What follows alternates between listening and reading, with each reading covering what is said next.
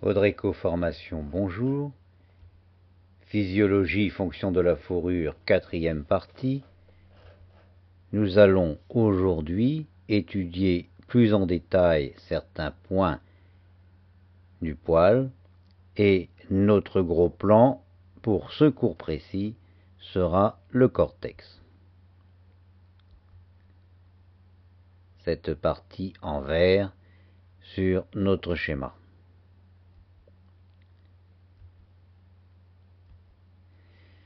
Pointons donc notre loupe sur certaines régions ou certains détails du pelage.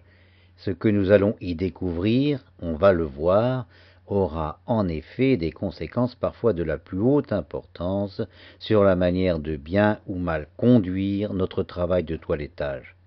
Je n'en dis pas plus, je vous laisse découvrir avec moi la suite. Le cortex, commençons par lui, puisqu'il représente à lui seul l'essentiel du diamètre de la tige. C'est donc lui qui lui donne son aspect, sa texture, sa vigueur, mais aussi sa couleur. Puisque vous savez que la cuticule qui le protège est incolore. Donc le cortex est responsable de l'aspect, la texture, la solidité et la couleur du poil.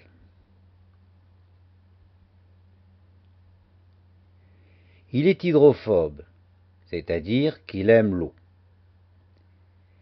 Et il a une particularité, il peut se charger jusqu'à 30% de son poids en eau. Lorsqu'il se charge d'eau, il grossit. Son diamètre peut augmenter de 15 à 20%, ce qui est relativement significatif. C'est une particularité qui n'est pas anodine. Vous vous doutez bien qu'une fourrure alourdie de 30% et plus épaisse de 20% gagne beaucoup en efficacité.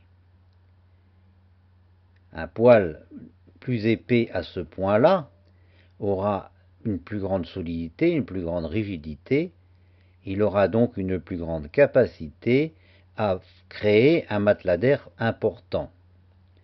Et en même temps, vous vous doutez bien que l'aspect visuel d'un tel pelage sera très différent, très avantagé.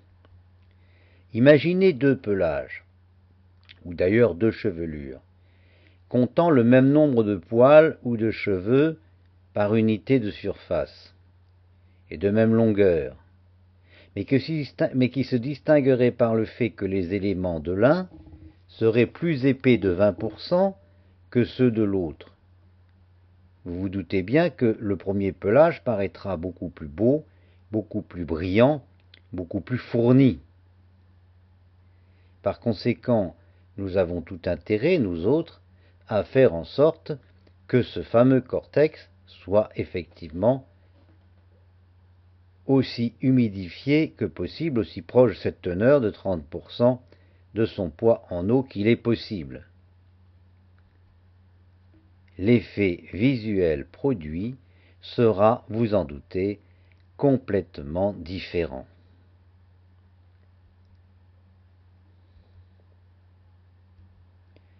Ajoutons à cela que ce taux d'hydratation de 30% est aussi celui qui se montre le plus favorable à l'expression de la mélanine.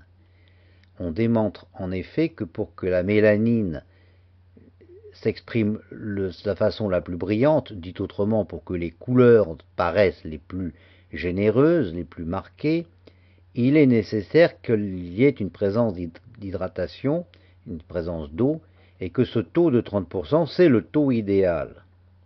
C'est donc à ce taux que les coloris de la robe seront les plus beaux. En dessous de ce taux, que se passe-t-il? Outre le fait que le cortex n'a pas donc sa dimension idéale, qu'il est donc un peu déshydraté, la mélanine, elle, est altérée, par conséquent un poil qui n'est pas suffisamment humidifié, hydraté, eh bien, ne saurait avoir les couleurs idéales. Donc ce taux de 30% est à rechercher à la fois pour l'aspect visuel, mais aussi pour l'aspect de la couleur. Et nous allons le voir, il y a quelque chose d'intéressant, c'est que au-dessus de 30%, la mélanine est également dégradée.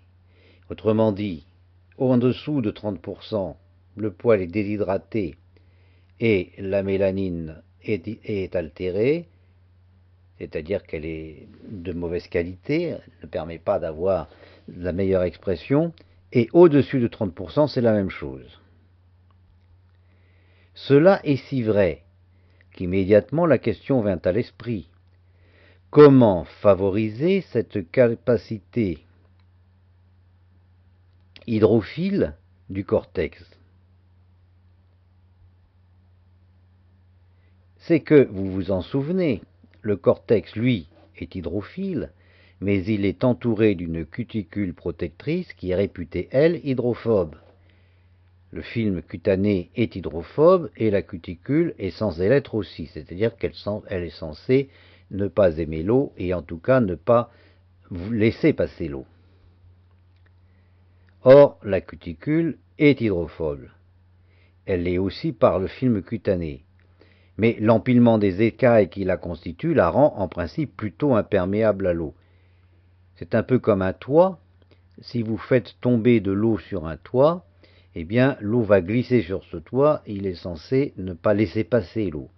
En revanche, c'est vrai que si on mettait le toit dans de l'eau, la maison dans de l'eau, rien n'est étanche dans un toit et l'eau passerait entre les tuiles. Ce n'est pas tout à fait pareil pour les écailles de la cuticule. En tant qu'écaille, elle laisserait passer l'eau, mais le film cutané crée une espèce d'enveloppe protectrice qui, en principe, joue un certain rôle d'imperméabilisation.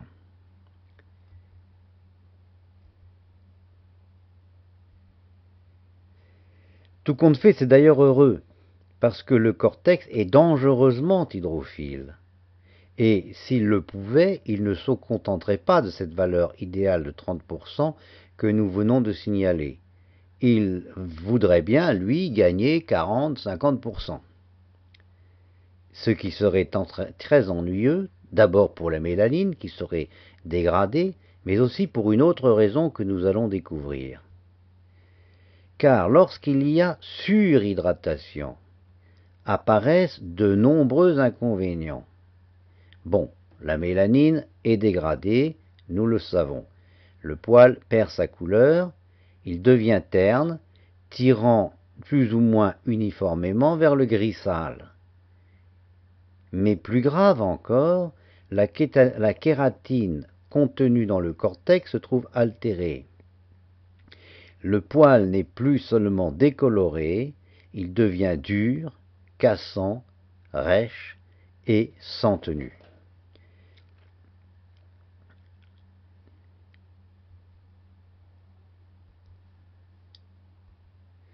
Il est alors extrêmement fragile. Il est rendu incapable d'assurer sa fonction première, qui est de constituer les ressorts en quelque sorte du matelas d'air indispensable à la thermorégulation. Donc le problème n'est pas seulement que le poil n'est pas beau et que l'on a un effet esthétique déplorable, ce qui est plus important encore, c'est qu'il est incapable de participer à la thermorégulation, il ne sert en quelque sorte à rien.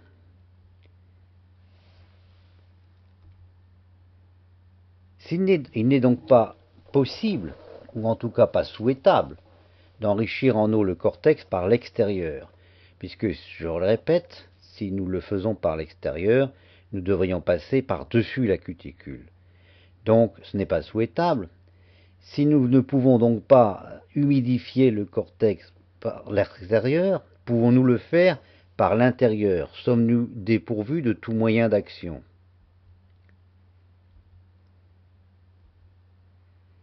Eh bien, de tout moyen d'action direct, oui. Nous n'avons pas de moyen d'agir. Mais il nous reste cependant des moyens indirects. Rien ne nous interdit d'appliquer au plélage ce principe de bonne gestion des entreprises et des ménages. Qui dit quoi? Qui dit le premier argent gagné est celui que l'on n'a pas dépensé. Nous ne pouvons pas introduire de l'eau dans le cortex venant de l'extérieur, mais nous pouvons limiter au maximum ces pertes en eau. Donc, nous ne savons pas introduire de l'eau, mais ce que nous pouvons faire, c'est limiter les pertes en eau. Comment allons-nous faire cela?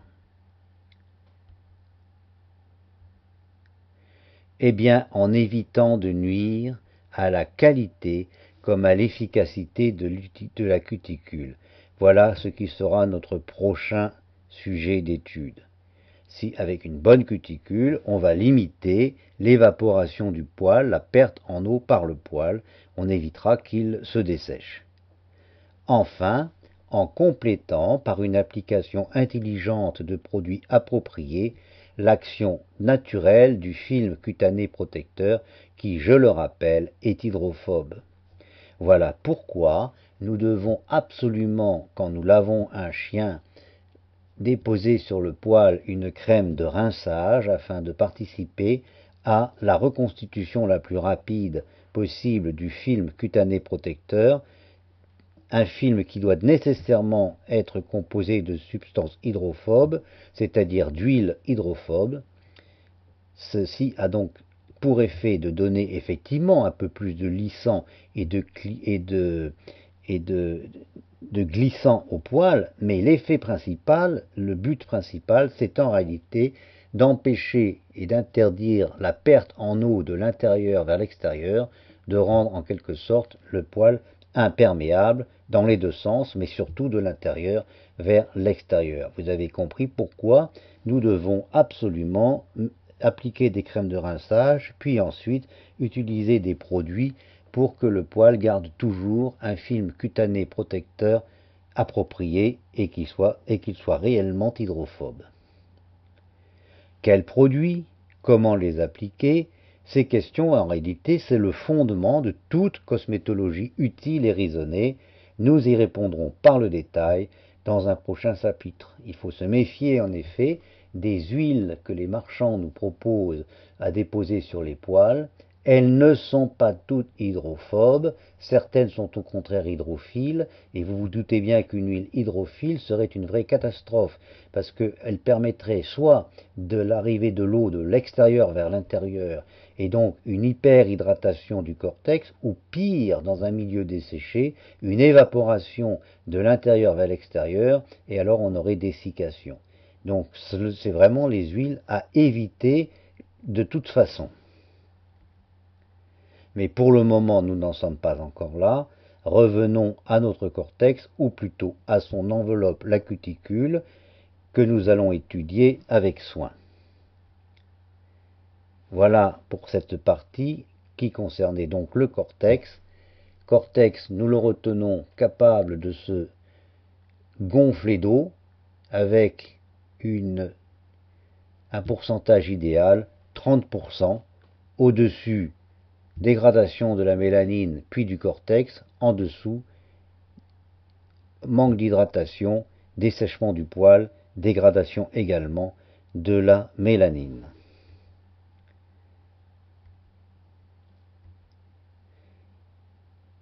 Je vous donne rendez-vous après cette étude du cortex pour le cours suivant, la cuticule.